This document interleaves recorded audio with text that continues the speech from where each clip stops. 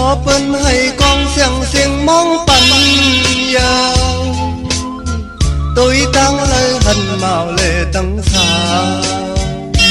bên quả bói môn sơ lôi trong cần giàu khói bên yêu tai âm trang hết sương bói này tê tai âm trang trong thở có liều cõiน้องơi chờ liệt na giàuน้องơi ô kiện sang bê hết lại chờ thái nay chặt dài một giàuน้องbay tròn có mờ xe dung tối cần hắn tôi nhà mặc phù chờ tiếp hậu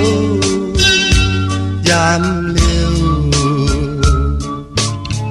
bói sư cho nay âm tư bói tai giàu có bê tê dùng dù thì nỡ chờ bị khám súng yêuน้องơi bị mơ giàu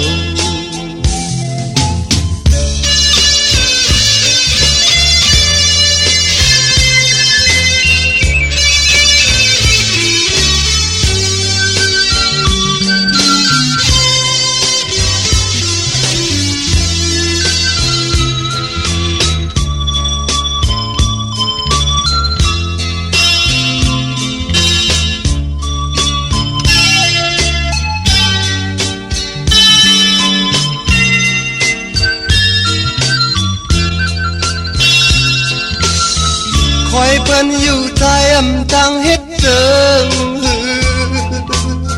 khói này tiết tai âm trang tròn thở bỏ liều cõiน้องơi chờ lịch na giàuน้องơi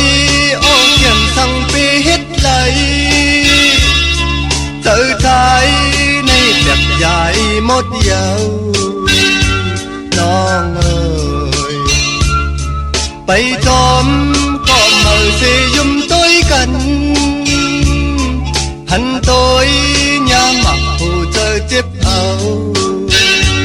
giam liều